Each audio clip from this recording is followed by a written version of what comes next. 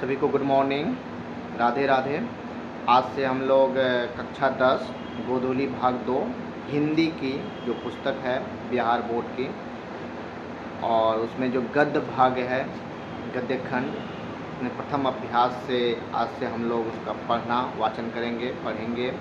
और उसमें लेखक परिचय, फिर वो क्या है अर्थात विधा क्या है, कौन सी विधा है, फिर कहानी को डिटेल से पढ़ेंगे, उसको समझेंगे, फिर जो भी ऑब्जेक्टिव बनेगा वो सारे ऑब्जेक्टिव को साथ साथ करेंगे।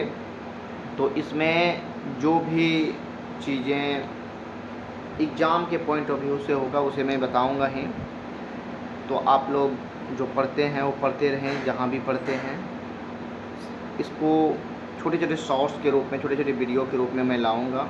छोटे छोटे पार्ट में इसको आप रिवीजन के तौर पे ले सकते हैं, रिवीजन करें। और जो लोग TRE-4 या अन्य कोई हिंदी साहित्य से बिहार के कोई एग्ज़ाम का प्रिपरेशन करते हैं जिसमें हिंदी से कुछ क्वेश्चन पूछा जाता है, उनके लिए भी ये बहुत यूजफुल होने वाला, फ्रूटफुल होने वाला है।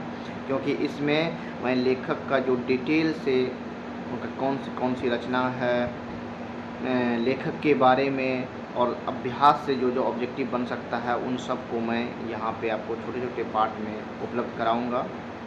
तो वे लोग भी देखें, और जैसा इसमें कुछ सुधार करने का होगा तो फीडबैक भी ज़रूर दें। तो आज हम लोग कक्षा 10 का जो पहला अध्याय है गद्य खंड का, भीमराव अंबेडकर साहब के द्वारा ये एक प्रकार से निबंध के रूप में प्रस्तुत किया गया था। श्रम विभाजन और जाति प्रथा प्रथम अभ्यास है। और यह विधा क्या है यदि पूछा जाए तो आप विधा के रूप में इसे निबंध के रूप में बताएंगे कि यह निबंध है। तो आज से डिटेल से पढ़ते हैं, आते हैं थोड़ा सा पहले जो पुस्तक में दिया गया है उनसे कुछ बातें जानते हैं, फिर एक्स्ट्रा कुछ जो भी होगा आवश्यक उनको बात करेंगे। भीमराव अंबेडकर, बाबा साहब अंबेडकर। बाबा साहब भीमराव अंबेडकर का जन्म 14 अप्रैल 1891 ईस्वी में महू मध्य प्रदेश में एक दलित परिवार में हुआ था। बाबा साहब का जन्म कब हुआ तो 1891 में, 14 अप्रैल 1891 ईस्वी में मध्य प्रदेश का एक जगह है महू, वहाँ पे एक दलित परिवार में हुआ। वैसे ये मूल रूप से महाराष्ट्र के हैं, लेकिन इनके पिताजी उस समय मध्य प्रदेश के एक छावनी सेना के एक छावनी में रहते थे, तो वहीं पे बाबा साहब का जन्म हुआ था।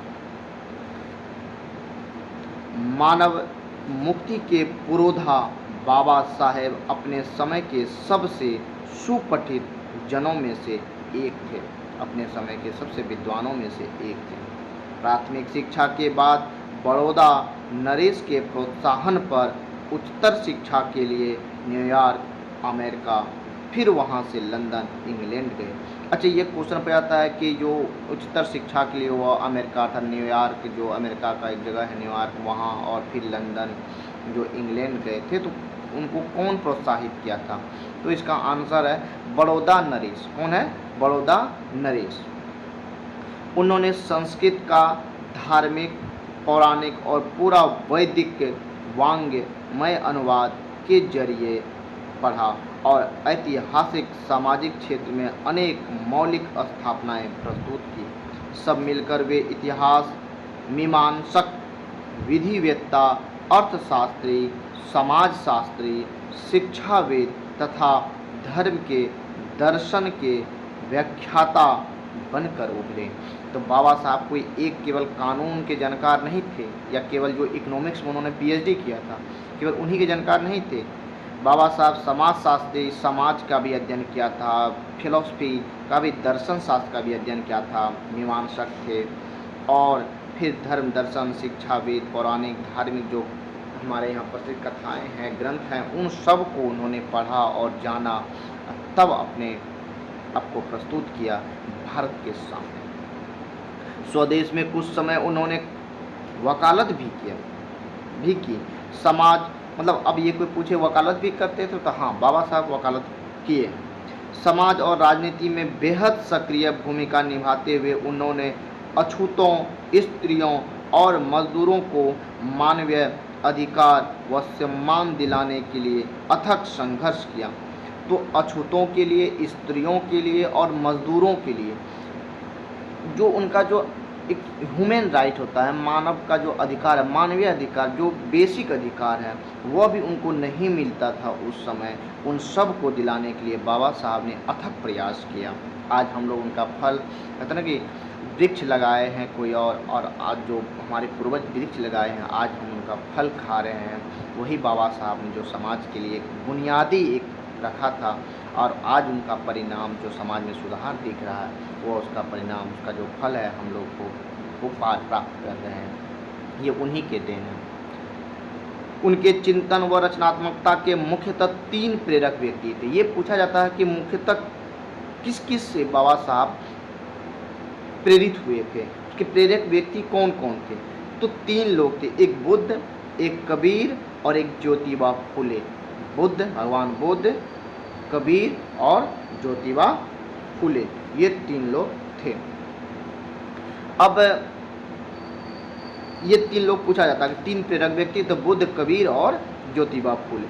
भारत के संविधान निर्माण में उनकी महती भूमिका और एकनिष्ठ समर्पण के कारण ही हम आज उन्हें भारतीय संविधान का निर्माता कहकर श्रद्धांजलि अर्पित करते हैं। हम लोग बाबा साहब को जो संविधान का निर्माता कहते हैं।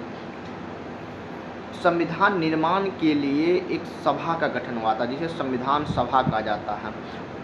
उस संविधान सभा में जो कई समितियां बनी थी, 7 महत्वपूर्ण समितियां थी। उसमें एक समिति प्रारूप समिति, जो ड्राफ्ट कमेटी, जो संविधान का प्रारूप रेखा तैयार किया था, उस प्रारूप समिति के ये अध्यक्ष थे।